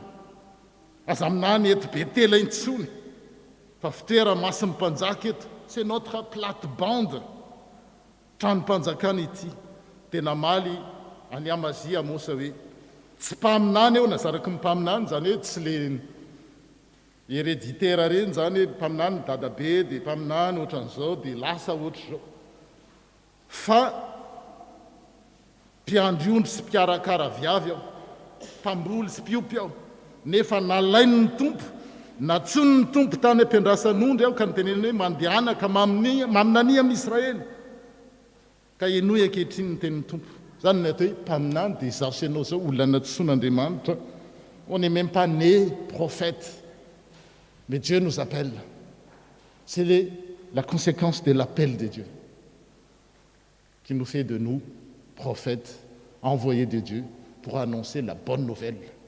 Rien que la bonne nouvelle, la paix qui surpasse toute intelligence.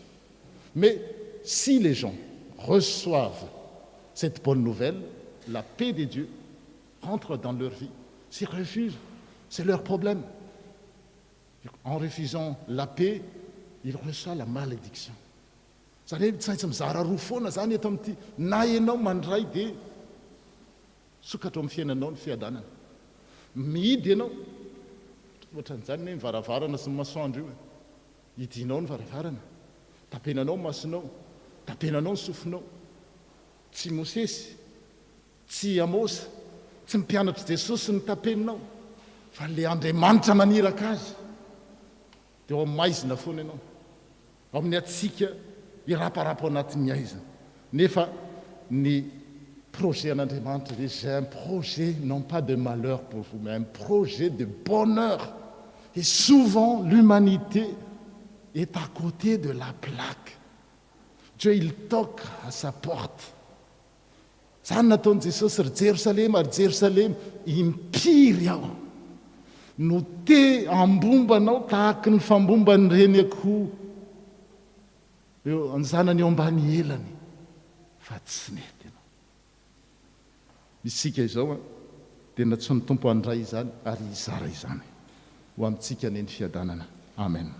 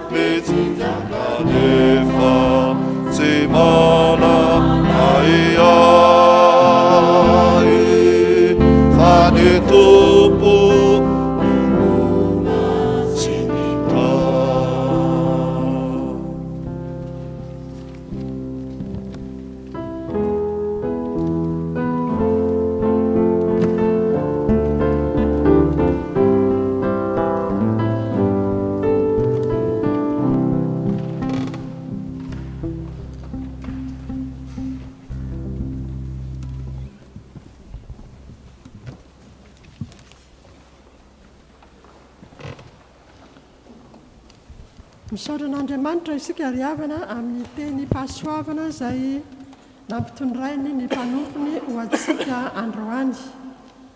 Hitoetra ao am-pontsika izany ary hitondra fiainana be dia be ho antsika. Efa navelan'Andriamanitra ny herintsika, efa nampaherezantsika nomeny ny harem-pasoavana rehetra, dia izao kosa isika hiara-hitsangana nambara ny finoantsika an'Andriamanitra ray zanaka fanahy masina izay iraisantsika amin'ny fiangonana kristianina manerana izao tontolo izao. Mino an'Andriamanitra ray tsy toa, mpanao ny lanitra sy ny tany ao, ary mino an' Jesosy Kristy na tokony antompontsika izay nitorotolona tamin'ny fanahy masina, nateraky Maria Virgine, hijaly raha napaka Ponce Pilate, nomboana tamin'ny hazo fijaliana, maty ka nalevana, nidina tany amin'ny fiadantsika, hitsangana tamin'ny andro fahatelo, niakatra ao any an-danitra, mipetraka ankavan'Andriamanitra ray tsy toa, avy any avy tsara ny velona sy ny maty. Mino fanahy masina ao, fiangonana masina manerana izao tontolo izao, ny fiangonan'ny olona masina, ny famelan-keloka, ny fitsanganany tena amin'ny maty, ary ny fiainana mandrakizay. Amen. Zao dia miroso avy hatrany amin'ny fandraisana fanasan'ny tompo isika, ny hira voalahatra no ataontsika amin'izany.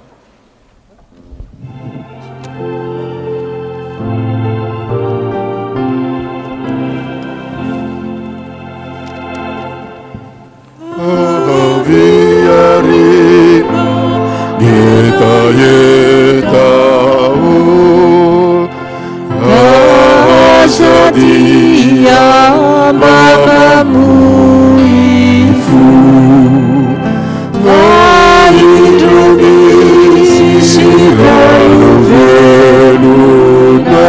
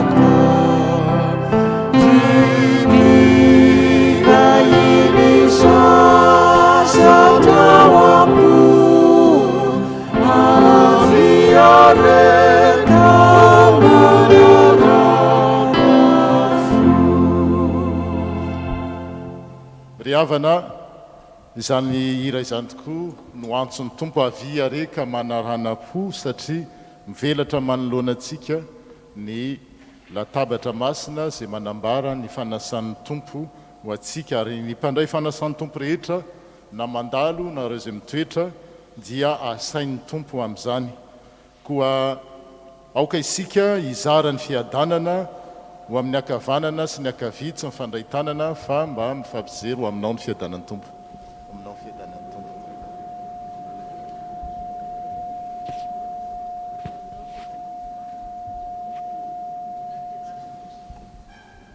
asandrato ny fonareo ao amin'ny tompo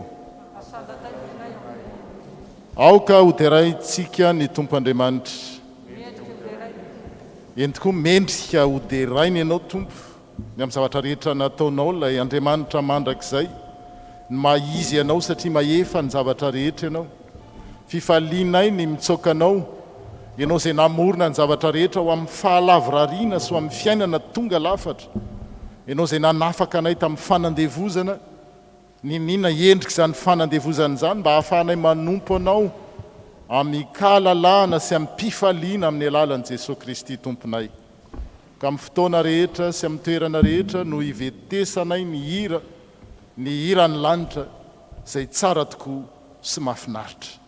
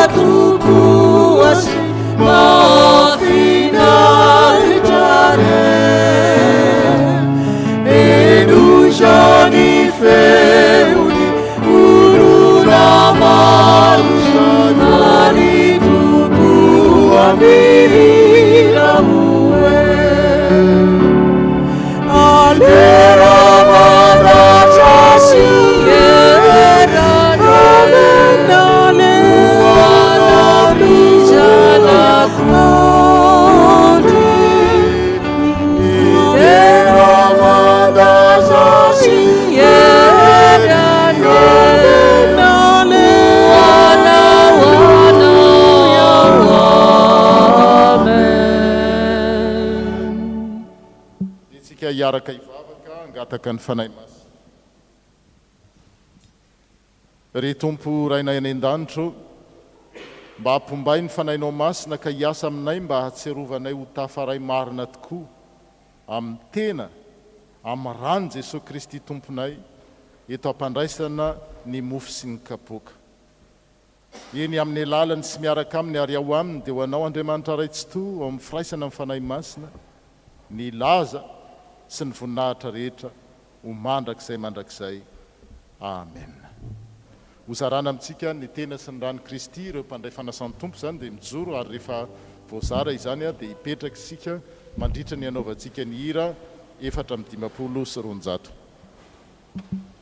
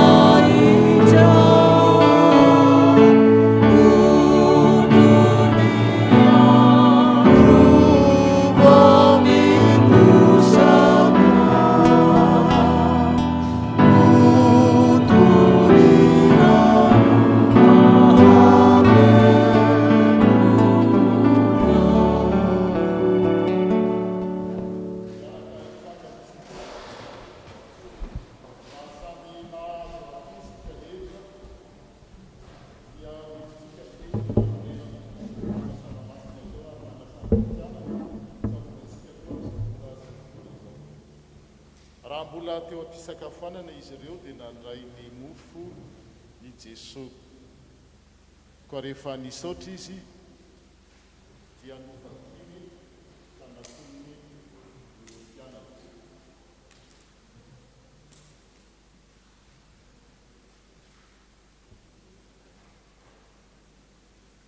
Ary misy tamin'izy ireo raiso hano fahitino tenako.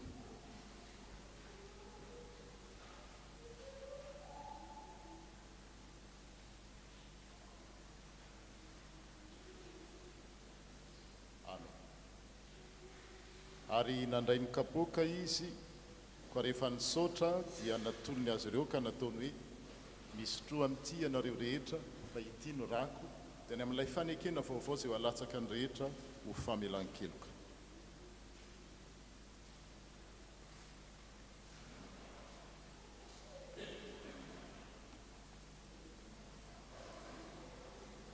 Izao no ataovy naoviana no misotro ianareo ho fahatserovana ahy. Amen. Izao no afatra avy amin'ny tompontsika no ianareo efa nandray an'i Kristy Jesosy tompo dia manaova fitondratena toy ny olona tafaray aminy, miray amin'i Kristy, manana fifandraisana lalina aminy, aoka azo vahatra sy iorina ao amin'i Kristy ianareo, aoka hiamafy hatrany ny finoanareo arak'izay nampianarana anareo, ary aoka ho feno fisaorana sy fidiaranan'Andriamanitra mandrakariva ianareo. Amen. Mandehana amin'ny fiadanana.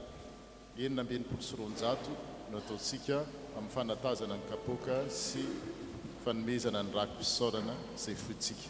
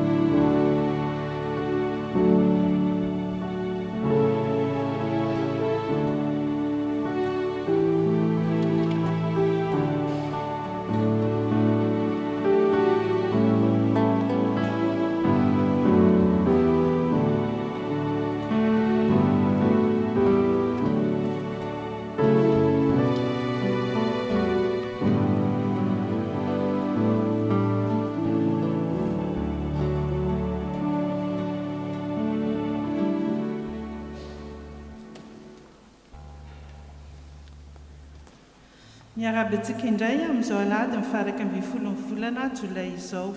Ho amintsika hatrany eny ny fahasoavana sy ny fiadanana avy amin'i Jesosy Kristy tompontsika. Raha misy amintsika androany vao tonga mivavaka eto amin'ny tafo Aix Marseille dia angaviana izy ireo mba hitsangana tompoko.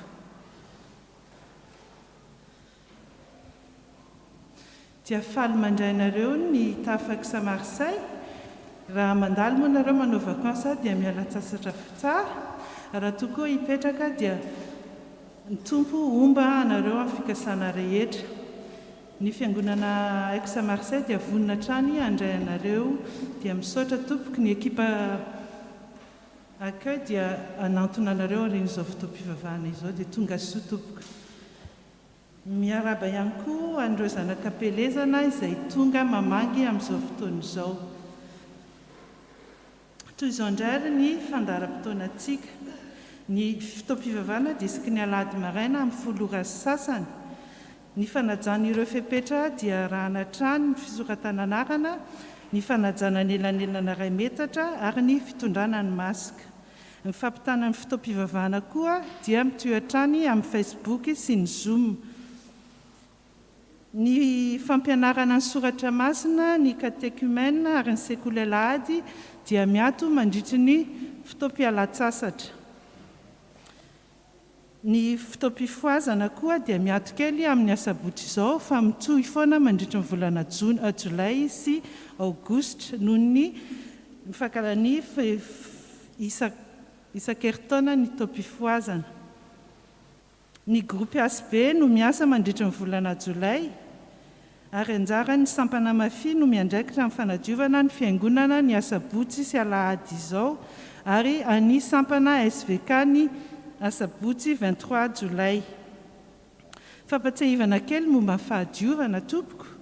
Isika tsirairay avy izao dia tompona andraikitra amin'ity fiangonantsika ity, atsika izy ity. Koa raha misy ohatra tavoahangy na feuille na zavatra hitantsika dia mba samy aokanangony itsika ary misy fanaripako etsy amin'ny fidirana etsy na atsy amin'ny côté toilette dia misaotra amin'ny fiarah-miasa tompoko. Fanazavana ihany kely koa noho ny culte tamin'ny herinandro satria maro ireo nanontany sy nametra-panontaniana moa izany. Ny culte d'hospitalité dia culte fanaontsika isan-taona.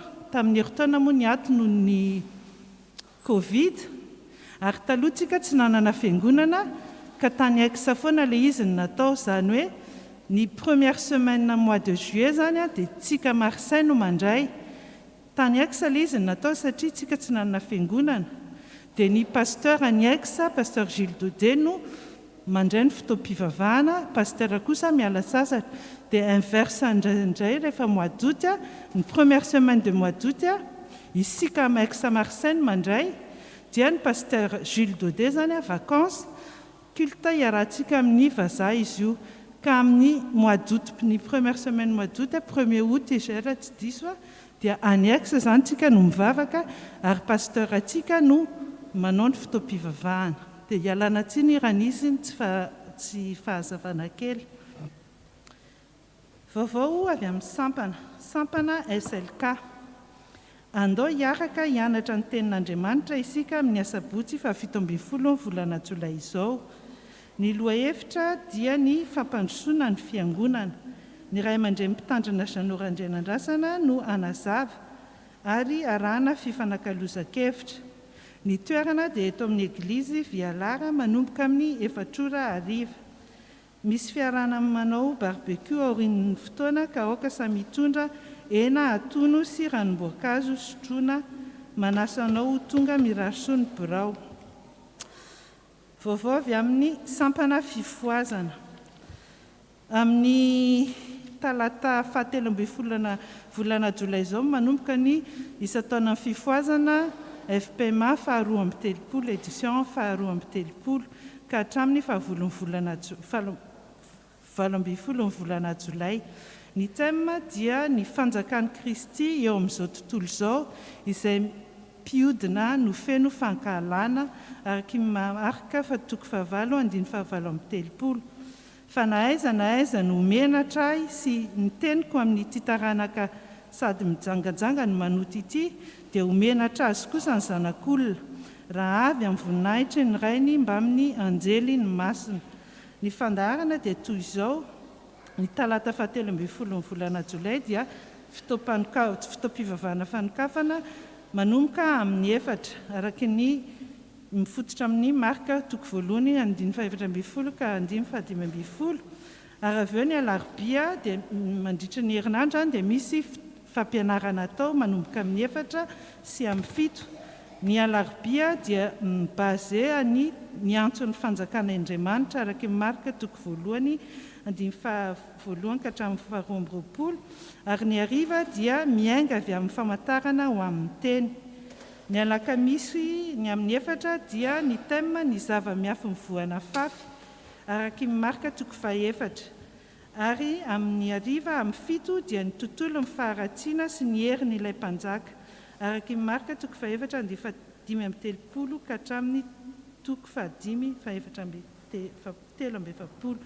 Ny zoma kosa dia ny tema mitandrema ny amin'ny masirasira amin'ny fariseo na ireo endrika maro samihafa ny fiainana miaraka amin'ilay mpanjaka. Araky ny marika toko 5:7 ka hatramin'ny toko 8:2. Ny hariva kosa dia ny fiakarana ho an'i Jerosalema sy ny tsindrifotry ny fijalian'i Kristy na Jesosy mpanjaka mpanompo miaritra amin'ny fahoriana. Ny asabotsy kosa amin'ny roa sasany dia fampianarana momba ny fandraisan'ilay mpanjaka ny fiandrianany sy ny fanadiovan'ny tempolony. Ny amin'ny 4 ora sasany hariva kosa dia ny hetra aloha an'i Kaisara sy ny fiambenana amin'ny alina. Ny amin'ny 7 hariva kosa zany misy anankitelo ny sabotsy dia momba ny fampianarana momba ny fijalian'i Kristy sy ny fitsanganany tamin'ny maty azafady na ilay mpanompo eo afovoan'ny Israely sy ny firenena rehetra. Araky ny marika toko 4:12 ka hatramin'ny toko 9:12. Ary ny alahady dia fotoam-pivavahana famaranana amin'ny 7 ora sasany. Ireo rehetra ireo dia afaka jerena ao amin'ny sitiny fifoarazana FPMA dia miditra ao amin'ny ny isataona ny fifoazana. Ary ao anatin'izay misy ny lien Zoom ahafahana miditra ao amin'ny fotoana rehetra. Dia misaotra tompoko. Na afaka koa manaraka amin'ny radio Anjomara. Dia misaotra tompoko. Ny antso fivoriana. Ny fivorintsika komity sy ny loholona ara-potoana eto amin'ny fiangonana dia atao ny alahady hariva 9 volana Jolay izao amin'ny 2 ka hatramin'ny 4 hariva. Atao mifanatry tava izany ary eto Vialara no anaovana azy. Ny fandrindrana dia samy miara-mitondra sakafo ary miaraka amin'ny fianakaviana izany. Izao antso izao dia efa nalefa tamintsika tamin'ny mailaka ka hitantsika ao anatin'izany mailaka izany ny Tanisa Dinika, ny birao. Banque alimentaire amin'ny toetrano banque alimentaire ary raisina tanandroa ireo izay maniry hanampy izany banque alimentaire izany ary ho an'ireo izay mila izany na ireo namantsika tsy voatery hoe malagasy na mpiangona eto amin'ny fiangonana fa ireo izay namantsika na namana mandalo fahasahiranana dia afaka manantona izany banque alimentaire izany. Ny recensement dia amin'ny toetrano etsy aoriana jusqu'à mois de septembre ka misy afaka manantona ny mpiandraikitra na ny diakona momba izany isika. Toy izao indray ary ny rakitra azo tamin'ny alahadiny 17 volana Jona, rakitra 480 €20, ny ezaka trano 273 €50, ary mbola nisy nanolotra LDF tamin'ny LDF1 dia 80 €. Ary ny adidy izany hoe ny adidy architecturina zany dia 380 €. Ny rakitra azo tamin'ny culte d'hospitalité dia 174 €80, ary ny azo tao anatin'ny urna io fiangonana kely amin'ny azo izay hitantsika eto aoriana dia 55 €. Ny asabotsy 10 volana Jolay omaly zany dia nisy ny rakitra batisa 132 €20, ary ny rakim-pisaorana kosa dia 50 € avy amin'ny fianakaviana izay nahazo fahasoavana dia ny fianakaviana Rakoto Tsihoarana, Nadia, Willy ary Elia. Dia misaotra tompoko amin'ny faharetana izay indray vaovao eto amin'ny tafo dia n'Andriamanitra ireriana amin'ny voninahitra.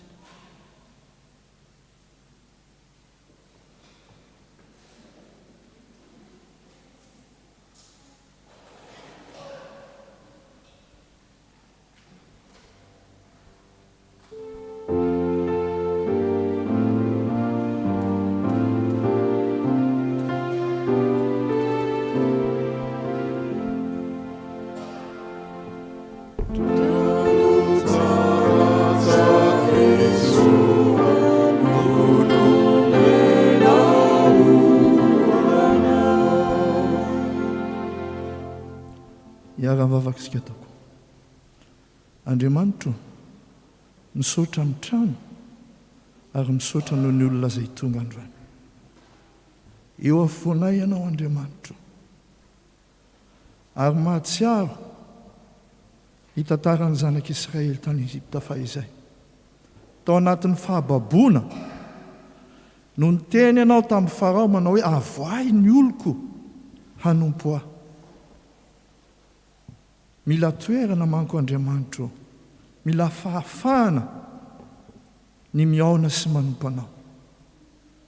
Misaotra satria na dia nivenjivenjina nandritra ny taona maro aho izao fiangonana izao tsy nanana trano, dia naneonao zava-mahagaga fa nomenao trano, ary tena natao tao amin'ny fomba tsy takatry ny saina zany Andriamanitra, satria ianao no miasa mampamoaka n'izao fiangonana izao ho amin'izao toerana izao hanompona anao. Tompo, tsapanay ve zany? Tsapanay ve zany Andriamanitra? Ianao izay mijery ny tsiraray ankehitriny. Tompo, mangataka izay amin'ny fiainanay rehetra, tsisy loha lahara anao anatin'ny fonay, raha tsy ny fanomponanao amin'ny toerana izay natokanao hivorianay, hikambananay, hanomezanay voninahitra anao hiaonana aminao. Mahatsiaro anefa izay ankehitriny Jesosy, tsy tanteraka amin'izany izahay, satria raha mijery an'izao trano izao izay Andriamanitra, feno ve izao trano izao? Ianao ne mahalala Andriamanitra, ary izao ihany ve ny olona nafahanao mba ho tonga eto amin'ity toerana amin'izao sy fotoana izao? Mahatsiaro ny fandefasana mivantana an'izao fanompoam-po fahavahana izay Andriamanitra, misaotra noho ny amin'ny teknôlôjia, nefa kosa Andriamanitra mangataka izay, raha misy olona manatrika an'izao fanompoam-po fahavahana izao à distance, ohatra ny fitenin'ny mahazatra, raha tena tsy fahafahana tokoa Andriamanitra, dia hoderaina ianao. Fa raha ohatra kosa Tompo, mba nomenao fahasalamana, menao tanjaka sery, menao fahasoavana, nefa kosa tsy tonga amin'izao ora sy fotoana izao, mangataka ny famindrapo izay Andriamanitra, fa nafahanao izy ireny ho eto amin'izao toerana izao, fa tsy ho amin'ny isa tokantrano akory, fa mahatsiaro izay ny amin'ny ankizy fahizay raha nandalo ianao ka nideranao nankalazanao, dia niteny ny Farisao hoe hampangino ireo, nefa ianao no niteny hoe raha mangina ireo dia nivato ny antsoantso. Izany hoe na tsy misy olona ary ity toerana ity Andriamanitra, hainao ny mampidera na ny zavatra eritreretin'ny olona tsy misy aina aza ho anao amin'ny ny amin'izao trano izao. Izay no angatahanay famindrapo, satria fotoana ny fifoazana androany. Foazy ny olona ao Andriamanitra, fa tsy misy mahay mamoa olona raha tsy ianao ilay tompony aina. Dia mba ataovy sambatra, ataovy velom-pisaorana anao reto olona tonga androany reto noho ny aminao Jesosy. Fantatrao, be ny zavatra mbola tsy tomombana ary mbola karakaraina amin'ity trano ity. Aiza ny vola, aiza ny fitaovana sy ny sisa, aiza ny olona. Ianao ny mahalala ny zavatra rehetra, ianao manana ny zavatra rehetra Jesosy. Ampoanay ny fahasoavana, ataovy matoky izay, fa izay tsy hain'ny olombelona atao, hainao Andriamanitra, fa tsy hampafiry ny zavatra efa nataonao, izay zavatra mba entina hitahitahitanay ankehitriny. Dia ny angatanay koa Tompo, ny amin'ireo olona izay miasa tsy tapaka ny amin'ity fanaovazana n'ity trano ity Jesosy, na mety mandoko izy, na mety manao ciment izy na zavatra ohatran'izany, ianao ne Jesosy ny tena miasa amin'ireny, ianao ilay tompo sy mpamonjy zany no tonga eo amin'ny tany mikohoka manadio an'izao zavatra iainanay izao sy manatsara azy, fa izay nge fitaovana fotsiny atao fantatray zany Jesosy. Na ny olona izay mikarakara ny sakafo isan'andro tsy tapaka, ianao ne Jesosy no manomana ny sakafo an'ireo mpiasa sy ireo olona ireo, fa izay dia fitaovana eo am-pilatananao, ataovy fantatray tsapanay zany, ataovy sambatra Jesosy, tsy diso anjara, satria asanao ny atao. Dia amin'ireo olona rehetra Jesosy fantatray fa tsy misy avy aminay na kely azy izay tsy noraisinay taminao. Raha misy ny olona Andriamanitra manana zavatra atao amin'io trano io vaingio Jesosy, satria ianao ny zavatra rehetra. Fa izay tsy mahay manao ny asa tanana na ny asa toytoy izany ka afaka manao amin'ny zavatra hafa, hitanao anie izany Andriamanitra, ary hainao mampitombo. Raha misy aminay mieritreritra hoe ka raha ataonay ity dia inona moa izany sisa ny velomanay, dia mitovy tamin'ilay mpitondra tena ihany tany Zarefata izay nasianao namana ny Elipa aminahy, ka hoy izy ianao hoe tsy ho foana na ho kely aho fa hampivelomanao noho ny amin'ny tomponao. Atao fitsapanay izany Andriamanitra. Dia ho velom-pisaorana anao zahay. Raha mbola omenao aina azahoana miara-manompo eto amin'izao fiangonana izay efa nifidiananao anay izao. Dia mahatsiaro koa izay ny fangatany mpitandrina Jesosy, isak'izay mivavaka trano dia ao anatin'izany ny asa fitandremana. Mahatsiaro ny TFP maty izay. Be ny ondry fa nimpiasa ny vitsy. Misy ireo mba te hivavaka ihany nefa tsisy mpitandrina. Nangatahanay Jesosy io. Mahiny zavatra rehetra ianao. Fotoana ny fifoazam-panahy zao Andriamanitra. Irao ny fanahinao. Fa manana olona betsaka amin'ity tanàna ity ianao. Ary matoky izany zahay. Dia ampianaro zahay hisaotra amin'ny zavatra rehetra. Satria fantatra efa Andriamanitra tsara sy tianay ianao. Dia ho deraina mandrakizay ny anaranao. Ary amin'ny anaranao Jesosy Kristy makery efa Nazaretra. Nanaovanay izany vavaka izany. Sotra Jesosy. Amen.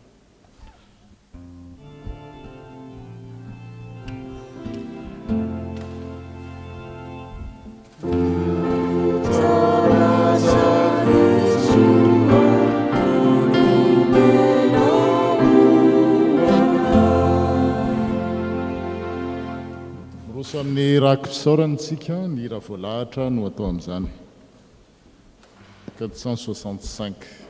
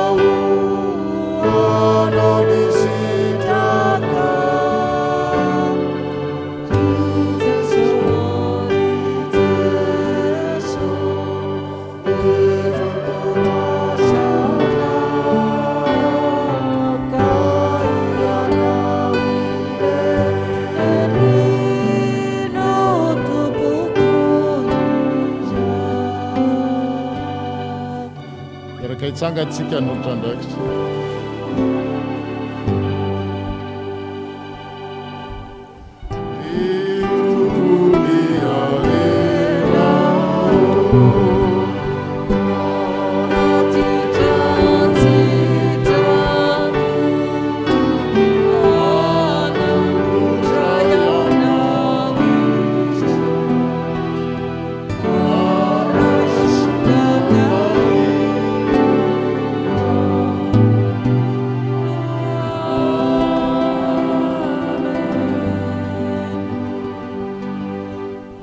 petraksika tonko melohan'ny vavaka fisaorana dia tsy adino ireo zanakitsika zay mety sahirana tamin'ny fifindrana klasy na mety tsy afa-panadinana zavatra mety miseho zany ary fotoana toy izao tokoa ny tsotroana azy ireny ambavaka ny tsy fahafahampanadinana misy ihany koa nefa ireo zay fifaliana ny arabana azy ireo tsarotsika ambavaka afampanadinana zay tsy vitsiko izy ireo fa maro dia ny hitondra amin'ny vavaka fangatahana vavaka fisaorana rehefa avy eo dia atsiaro azy ireo saratoko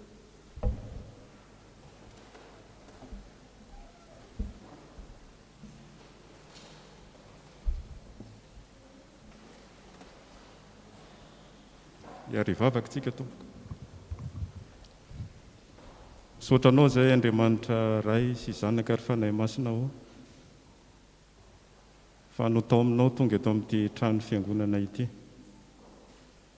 andre ny teninao ary dera sy ankalaza ny anaranao fahasoavana ho anay zany ry tompo ary dia isoranay be dia be anao maro ny maniry tonga eto kanefa noho ny aretana tsy afaka maketo izy noho ny antony maro samihafa eo amin'ny fiainany fahasahiranana dia tsy afaka tonga eto izy ary dia mivavaka aminao izahay mba ianao no hamangy azy ireo amin'ny toerana tsiraray avy izay misy azy aseho aminy voninahitra ao fa amin'ny toerana rehetra izay misy azy dia misy anao ihany koa satria ianao dia tsy aiza fa eo akaikinay mivavaka aminao izahay ho an'ny ireo izay nanala fanadinana ny tanoranao nanao zay rehetra azony natao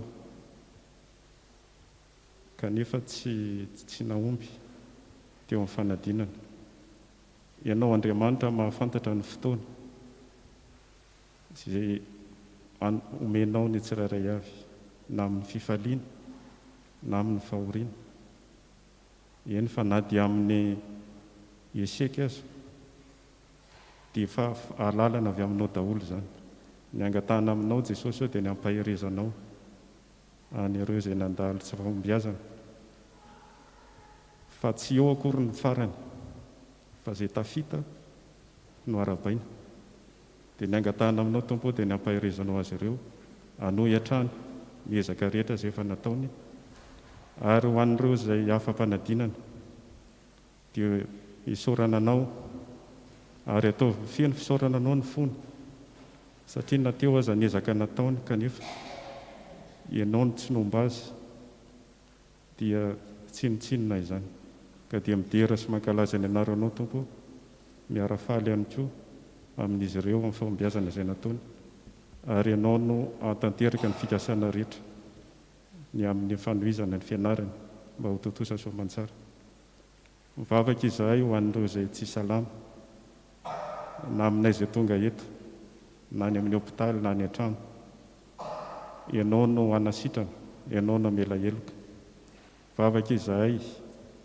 ho an'ireo izay nidona ampahoriana mba ianao ny anome fampiononana feno ianao no ampangatsika ny ratra sy firy rehetra ny amin'ny fo ta io izay manana fahasahiranana rehetra na ao an-trano na ny ampiasana na ny amin'ny mpigadrano fa tsy misy fahafahana tsy misy famonjena amin'ny hafa afa-tsy aminao Jesosy Kristy irery ihany mivavaka izahay ho an'ny sampana rehetra eto amin'ny fiangonana mba ho toriana marina ny filazantsaranao, ho voatory marina ny filazantsaranao aminay izay sampana rehetra eto. Vavaka ho an'ny komity, ny birao, ny pastora sy ny ankonany, mba ho fenoanao tokoa ny fitahianao sy ny fahasoavanao, ary mba voavolombelonao amin'ny fiainanay izay tsirairay avy. Ny mpiangona tsirairay avy dia tahiry Tompo, mba hitondra tokoa ny anaranao, fitoriana ny filazantsaranao, ny fisianay amin'ny toerana izay misy anay.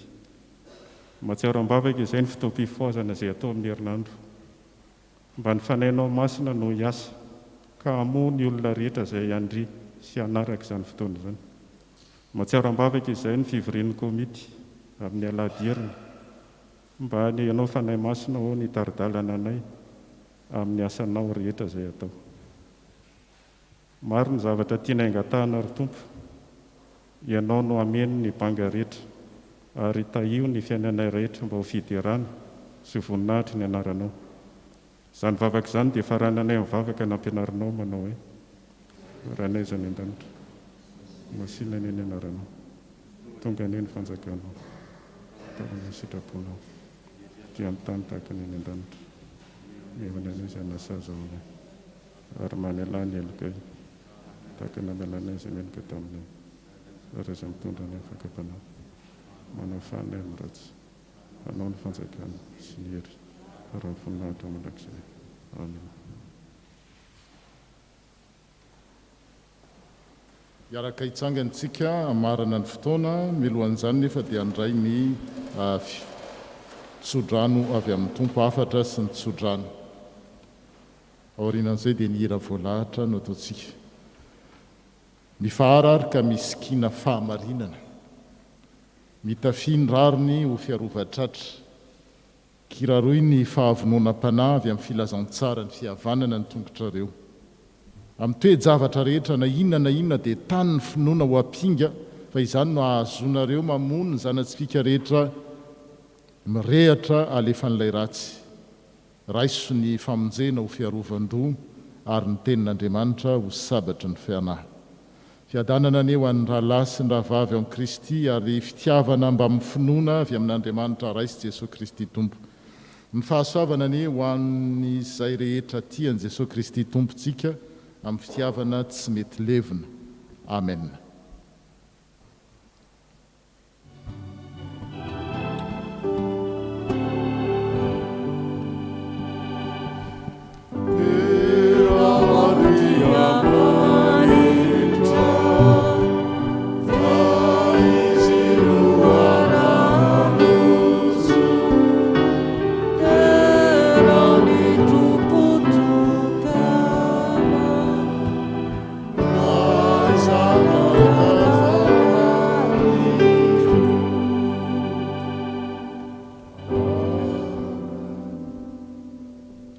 Voninahitra ho an'Andriamanitra ray zanaka ary fanahy masina izay hatramin'ny taloha indrindra ka ho mandrakizay mandehana amin'ny fiadanana ka manompo ny Tompo.